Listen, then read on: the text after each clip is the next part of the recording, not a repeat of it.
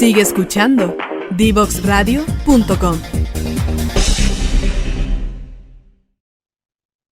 Ya estamos de vuelta aquí en Pasaporte Digital por Divox Radio. Si estás recién sumándote a nuestro capítulo de hoy, te recuerdo que soy Ruth Pizarro y que todos los capítulos anteriores los puedes buscar en nuestras redes sociales. Estamos desde LinkedIn, Facebook, Instagram, obviamente en Twitter o X, como te guste llamarlo. Estamos en YouTube y estamos también en formato podcast en SoundCloud y Spotify.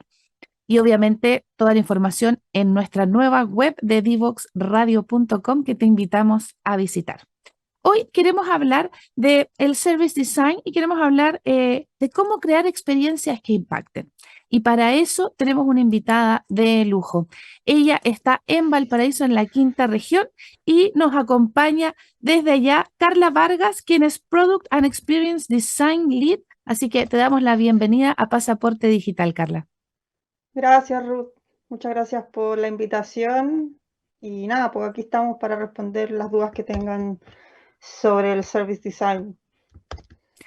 Pero antes de ir directo al service design, nosotros tenemos acá una forma, ¿cierto?, de introducir al invitado a algo más cotidiano, porque aquí la idea es que podamos inspirar, ¿cierto?, a otras personas con preguntas y con nuevos desafíos. Así que queremos darte el micrófono para que tú nos cuentes un poco de ti, de qué es lo que estudiaste, qué te llevó, ¿cierto?, a todo lo que es el service design. Y bueno, a través de eso después ir explicando también qué es en sí el service design. Vale, a ver, yo estudié en Viña, de hecho estudié acá en la Universidad Católica de Valparaíso, estudié diseño,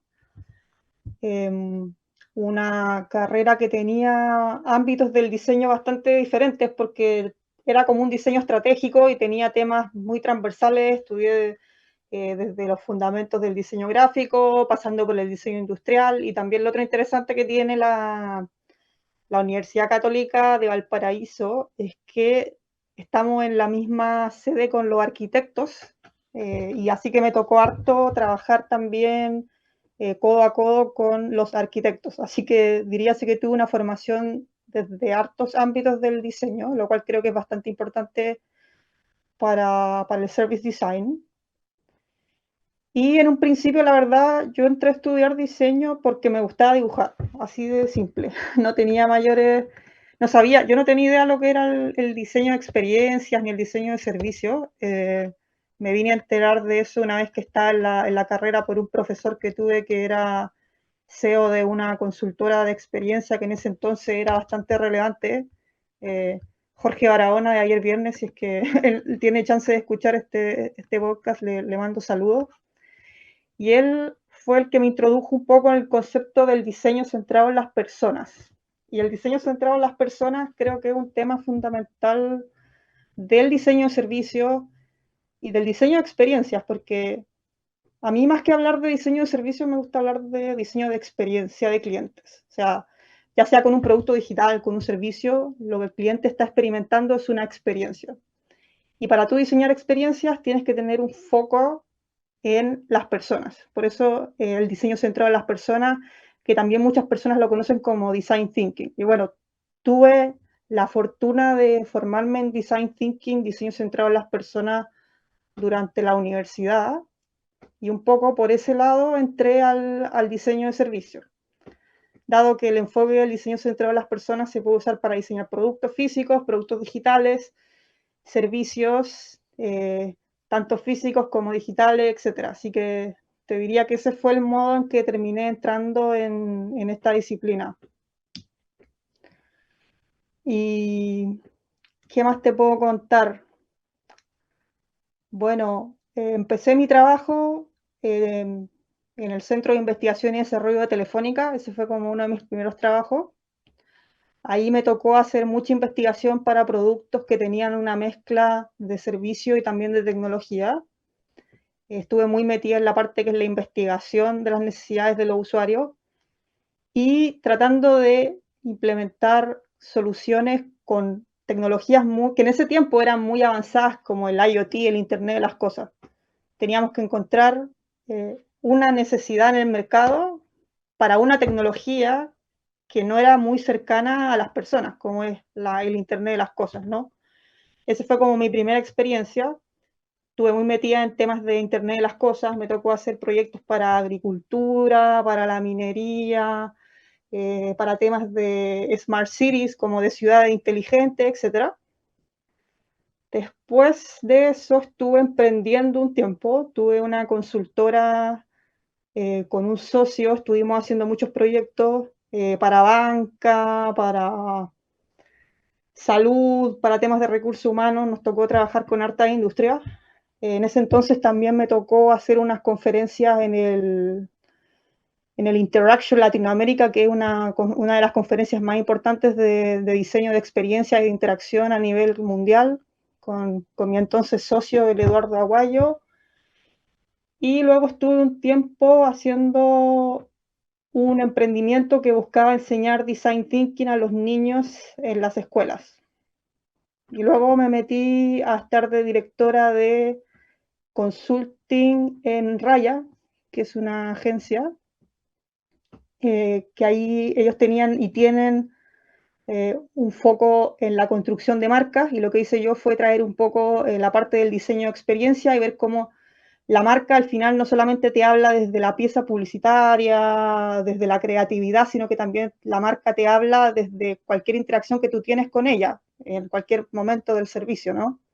Por ejemplo, la marca del metro, ponte tú, a ti te habla el momento en que tú entras al metro, el momento en que tú pagas o recargas tu tarjeta, el momento en que tú te subes al tren, etcétera, etcétera. Todas las interacciones que tú tienes, tanto digitales como físicas, también te hablan de la marca, así que ahí hicimos un trabajo de también ofrecer un servicio de construir la marca desde la estrategia de la marca, pero también construirla desde cómo es la experiencia del cliente, para que esa marca, esa visión de la marca se materialice de cara al cliente. Y luego empecé a trabajar en Raven, que es la consultora donde estoy ahora, donde soy Product and Experience Design Lead, que es un nombre medio rimbombante, pero básicamente es liderar proyectos de definición de experiencias desde la concepción, desde la identificación de la oportunidad de negocio, pasando por la definición de la propuesta de valor del servicio, la implementación y lo que se le llama el go-to-market, que es básicamente cómo ese servicio, esa propuesta de valor se lanza al mercado y se lleva a las manos de los clientes. Y lo que no es menor, también cómo los clientes compran esa solución, ese servicio, esa propuesta de valor, cómo la hacemos atractiva para el cliente. Entonces, eso es todo el ciclo de vida de cómo uno diseña una solución desde que la piensa hasta que la lanza al mercado y el cliente la compra. Y todo lo que viene después. Y bueno, estuve un tiempo en México, gracias a eso estuve en Ciudad de México. Me ha tocado hacer hartas investigaciones en varios lados. He tenido la suerte de hacer proyectos para Chile, para Colombia, para Perú, para Uruguay, para Estados Unidos, y así. Entonces, bueno, he tenido harta suerte y eso así como a grandes rasgos ha sido mi carrera. No sé si te puedo contar algo más, yo creo que ese es el resumen. O sea, más que resumen, es muy inspirador porque además los que escuchen este podcast, les voy a recomendar que lo vean también de YouTube porque Carla, eres muy jovencita. ¿Qué edad tienes tú? Me veo jovencita, pero no sé si lo soy tanto, tengo 32. Súper joven, imagínate, recién en el tercer piso y un tremendo currículum. Eso también demuestra que las carreras, sobre todo en esta era digital de transformación, están siendo muy aceleradas porque las experiencias van cambiando. Teníamos experiencias de una forma y luego llegó la pandemia, ¿cierto? Que nos hizo un clic a todos para cambiar también, porque la experiencia del cliente cambió, ya las personas se acostumbraron, las que tenían reticencia, ¿cierto? A Internet, hay un montón de servicios que ahora se dan y que ya no van a volver atrás, ¿cierto? También está el trabajo remoto. Entonces, llama la atención y es lo inspirador, ¿cierto? De ver a alguien que si tú me contabas esto mismo con 50, 60 años, uno dice, bueno, está bien, pasó un montón de tiempo, pero en tu corta carrera laboral, ¿cierto? Porque hay que entender que la experiencia, lo que nosotros estamos tratando de transmitir en este programa es eso, que no hay edad para ir reinventándose y para buscar también nuevas experiencias. En todas las empresas que tú has estado, cuéntanos un poco a grandes rasgos, porque ya sabemos que hay ciertos patrones que se van repitiendo, sobre todo en nuestra sociedad chilena, de trabajo, ¿cierto? Y a veces ciertos cánones culturales que cuesta quebrar un poco. Pero, por ejemplo, partamos por el principio. ¿Cuándo es una experiencia de impacto? ¿Cómo se mide que fue una experiencia de impacto? ¿Es porque hice una producción muy grande? ¿Es porque pagué mucha publicidad para que se difunda? ¿O el impacto general y puntual y el único que vale son las ventas? Mira, yo creo que eso va a depender mucho de la estrategia de la compañía. O sea, todo depende, o sea, el éxito es éxito porque ese éxito está formulado así en el plan estratégico de la empresa con la que tú trabajas. Por ejemplo, si el objetivo de la compañía es incrementar su cuota de mercado, market share, que me ha tocado verlo, entonces el objetivo de la experiencia y cómo se mide el éxito tiene que ver con el incremento del market share. ¿Ok? Y el market share se incrementa principalmente de dos formas, yo creo. Una es robándole, entre comillas, clientes a la competencia, y dos es creando un océano azul o un nuevo espacio de mercado donde tú capturas clientes que no estaban dentro del mercado, del TAM, del mercado total alcanzable, y que se interesan por este servicio porque tu servicio tiene algo disruptivo. Entonces, ahí hay un ejemplo. Entonces, si mi objetivo es incrementar market share, la propuesta de valor y los elementos del servicio tienen que ir enfocados a esas dos cosas. Si mi objetivo fuera, ponte tú, hacer upselling, que se llama, que es incrementar que mis clientes actuales me compren más de los productos, del servicio, como yo sea que monetice mi solución, obviamente ahí las estrategias son diferentes y las mejoras que se le pueden hacer al servicio son diferentes. Entonces, al final, por un lado, objetivos, éxito, es un gran depende, porque siempre va a depender de la estrategia de la compañía, del momento en que se encuentre la compañía en su ciclo de vida y su madurez. Y cómo se mide también va a depender, porque por ejemplo, si tú me dices que, volviendo al ejemplo del market share, si yo quisiera con un servicio, con una solución, incrementar mi market share, lo que yo debería medir de pronto es nuevos clientes, por ejemplo. Si estoy teniendo nuevos clientes. Otro indicador que se usa mucho en experiencia de cliente es el valor del ciclo de vida del cliente, o sea, cuánto dinero me entrega el cliente durante toda su interacción conmigo como marca o como servicio, ¿no? También hay uno bien famoso que yo tengo una relación media amor y odio con él, que es el NPS, el Net Promoter Score, que es la típica pregunta que te hacen al final de no sé, cuando tú compraste en el corner shop y te llega la pregunta como, oye, ¿le recomendaría este servicio a tus amigos y familiares del 0 al 10? Ya, eso también es una forma de medir el éxito de un servicio o de una experiencia. Entonces, hay muchas formas de medirlo, pero siempre tiene que ir de la mano con el objetivo del negocio. O sea, hay algo que quizás la gente como más principiante, por así decirlo, que yo lo he visto, es como ocupar indicadores de éxito porque está de moda, o como estas métricas vanidosas, como, oye, mucha gente, no sé, está bajando mi aplicación digital, por decirte, eh, y por eso lo estoy haciendo bien, pero la verdad es que no estás teniendo engagement, se te está fugando la gente. O esa gente está en tu servicio, pero no está sacando dinero de tu bolsillo para meterlo, de su bolsillo para meterlo en el tuyo. Entonces, al final, es un éxito engañoso, entonces por eso siempre el éxito tiene que medirse en virtud de cuál es el objetivo que tiene la compañía. No sé si queda claro. Carla, sí, de todas maneras, porque ya sabemos que cada cliente, cada producto, cada servicio es un mundo, pero hablando generalmente, ¿qué es lo más complejo cuando tú creas una experiencia para que encante al cliente? ¿Qué es lo que consideras tú que es lo que más hay que poner foco?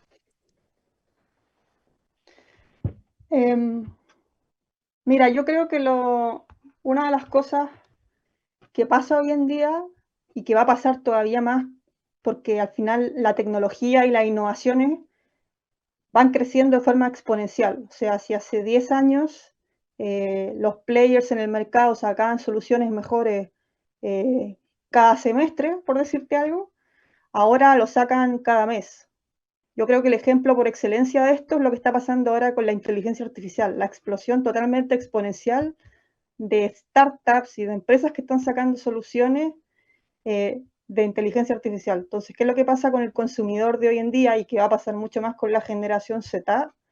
Es que son personas que, una, tienen un ratio de atención que es difícil de mantener porque el mundo está lleno de estímulos cada vez más rápidos, y por lo tanto, capturar la atención de un cliente es cada vez más difícil. La gente cada vez tiene menos paciencia también con los problemas que tienen los servicios. La barrera para salir de un servicio e irse a otro cada vez es más baja. Y está comprobado que los millennials, generación Z, no son ese tipo de consumidor que se fideliza tanto por las instituciones y las marcas como los consumidores de antaño, ¿no? Entonces, estamos frente a un consumidor mucho más exigente, que capturar su atención es mucho más difícil, que tiene muchos más estímulos alrededor, que cuesta mucho más fidelizarlo. Entonces, yo creo que por ahí está un poco el desafío, cómo tú creas, por un lado, una propuesta de valor que entregue algo diferente, que haga que la persona se quede contigo, y por otro lado, cómo la experiencia es tan fácil, tan intuitiva y tan como que genera también un deleite, ¿no? Como un efecto wow. No solamente está como lo higiénico, sino que también cómo tú generas un efecto wow que haga que la persona se quede contigo. Yo creo que ese es como el tema, el desafío más grande. Oye, y por ejemplo, para los equipos que están haciendo diseño de servicio, ¿qué disciplinas deben dominar? Por ejemplo, de tu experiencia en tus equipos de diseño de servicio, de experiencia, ¿cuáles son los roles que se repiten como para entender bien cuáles serían los perfiles requeridos por cada una o sea, no de las industrias, sino que en general del proyecto de un diseño, decir, bueno, quiero hacer una experiencia de impacto, ok, ¿a quiénes llamo? Mira, yo creo que hay muchos roles que se necesitan, porque al final, cuando tú creas un servicio o una experiencia, de alguna manera eso es como la cara de tu organización. O sea, una organización tiene varias capas. Por un lado está lo que se ve de cara al cliente, que todo lo que se ve de cara al cliente es experiencia y el servicio en sí, que es lo que tú le proporcionas al cliente. Y por otro lado está lo que pasa detrás, que son las operaciones, etcétera. Entonces yo creo que al final un buen diseñador de un servicio, de un producto, de una experiencia, eh, tiene que tener primero cualidades de entender, como dije, los objetivos del negocio para diseñar un servicio que no solamente resuelva las necesidades del cliente, sino que también le genere un valor al negocio.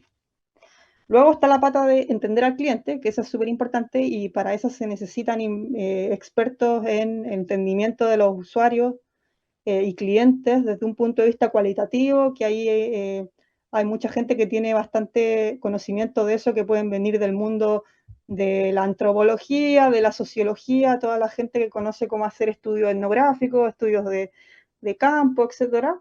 Pero también hay un componente que cada vez se hace más relevante, porque los puntos de contacto, los servicios cada vez son más digitales, y que es el entendimiento cuantitativo de la data que te generan los puntos de contacto. O sea, si yo te compro o entro a una tienda, o por ejemplo, soy cliente de un mall y me estaciono, como también capturo data que me permita analizarlo desde un punto de vista cuantitativo. Entonces yo creo que en la parte del entendimiento del cliente hay dos puntos clave que son el entendimiento cualitativo del cliente, pero también el entendimiento cuantitativo. Y en el entendimiento cuantitativo ahí entran otros perfiles, como los expertos en datos, También creo que un researcher hoy en día, un investigador, tiene que tener tanto la parte cualitativa como cuantitativa. Por ejemplo, a mí me toca hacer análisis cualitativos que al mismo tiempo se respalden con información cuantitativa. Porque lo cualitativo te dice un poco, o sea, lo cuantitativo te dice qué ocurre, pero no te dice por qué. Y lo cualitativo, por su parte, te dice en profundidad por qué ocurre, pero no te dice si eso que ocurre, si eso que tú ves que ocurre es cuantitativamente relevante dentro del negocio. Entonces, por eso tienes que mezclar lo cualitativo con lo cuantitativo en el research. Eso es la parte de la investigación. Luego, lo otro que es importante es ya diseñar una solución en base a los hallazgos que tú encontraste en el mercado. Y eso en general nosotros lo hacemos con el, bueno, yo ocupo mucho el design thinking, algunas metodologías más aceleradas del design thinking que se crearon luego, como el design sprint. De hecho, en la consultora donde trabajo yo en Raven usamos bastante estos métodos para co-crear con los clientes lo que es la solución, cómo debería lucir el servicio, cómo debería ser el viaje de experiencia al cliente. Y ahí es importante gente que tenga este talento de co-crear con el cliente las soluciones. Y co-crear es relevante porque al final, si tú eres un diseñador de experiencia, ya sea que estés dentro de la organización o seas un consultor, como en mi caso, tú tienes que generar credibilidad y enganchar al resto de la organización en la ejecución del servicio, porque finalmente van a ser ellos los que van a proporcionar el servicio. Por lo cual, co-crear es importante, porque si lo haces tú, si tú te metes en una caja negra, lo diseñas tú y luego se lo vienes a traer al cliente, los que lo tienen que implementar no van a sentir que ese diseño de servicio es de ellos y no lo van a hacer. Entonces, la co-creación ahí es un tema importante. Y ahí las habilidades de facilitación son muy importantes, aparte del design thinking, y que ya lo mencioné. Y ya luego en lo que es la materialización del servicio, creo que entran muchas capacidades y va a depender mucho de qué tipo de servicio estemos hablando. Porque, por ejemplo, si estamos hablando de un servicio, no sé, por ejemplo, un supermercado, tiene muchos touch points la experiencia de un supermercado. Tiene la experiencia digital, que es la aplicación, tiene la experiencia del delivery, que ahí entran temas de última milla, de logística, hasta el diseño, por ejemplo, de la bolsa donde te llega la mercadería es experiencia. Por lo tanto, ahí tiene que haber un conocimiento de diseño de packaging, por ejemplo. Si hablamos, por ejemplo, de lo que sucede en el propio supermercado, también hay una serie de expertos que entran a ver todo lo que tiene que ver con el diseño del espacio, etcétera, de cómo se mueve la persona dentro del lugar. Y así suma y sigue, va a depender mucho del tipo de servicio, pero ahí lo importante creo que es que definir, bueno, hay un instrumento que se usa mucho en experiencia de cliente, que es el viaje de experiencia de cliente, que en el fondo te va diciendo cómo debe verse la experiencia de cara al cliente, y eso va orquestando todo lo que va a pasar detrás. Va orquestando cómo tiene que ser la ejecución de los distintos puntos de contacto para que el cliente sienta la experiencia que tiene que sentir. Imagínate, por ejemplo, no sé, una orquesta. Para que una orquesta se escuche una sinfonía hermosa, todos los que tocan el piano, el cello, la trompeta, tienen que estar sumamente alineados en torno a una melodía que se quiere performar, ¿no es cierto? Ya en la experiencia y en los servicios pasa lo mismo. Cada área del negocio, cada área que se encarga de la ejecución de los distintos momentos que siente y experimenta el cliente, tiene que estar sumamente alineado con respecto a cuál es la experiencia que quieren entregar, y eso lo define el viaje de la experiencia del cliente. ¿Y qué es lo que se quiere lograr con eso? Que eso lo define la experiencia, o sea, la estrategia que hay detrás, que es lo que te dije en un principio, que es qué queremos lograr con todo esto. Porque uno no proporciona, o sea, seamos sinceros, una empresa no proporciona una experiencia al cliente porque sí, una empresa proporciona una experiencia al cliente porque quiere generar réditos, porque quiere vender, porque quiere incrementar su cuota de mercado, etcétera, etcétera. Entonces, por ahí por ahí va la cosa, y resumiendo entonces, estrategia, gente que tenga conocimiento de estrategia, investigación para entender el mercado, para entender a las personas y también para entender a la propia organización y las capacidades que tiene para ejecutar el servicio, que eso es muy importante, diseño y co-creación, y también saber concebir el plan de ejecución que va a permitir que se orquesten todas estas distintas cosas que tienen que pasar para que luego la experiencia sea como yo quiero que sea. Y luego ya cerrando el ciclo, también cómo dentro de esa misma experiencia yo voy midiendo cómo el cliente reacciona a mi servicio. Lo que te decía hace un rato, lo del NPS, o sea, cómo yo mido los distintos puntos de contacto, cómo el cliente se está sintiendo, si es que lo estoy haciendo bien, lo estoy haciendo mal. Si lo estoy haciendo mal, cuáles son las causas raíces de eso que estoy haciendo mal y qué acciones correctivas puedo generar para poder hacerlo mejor.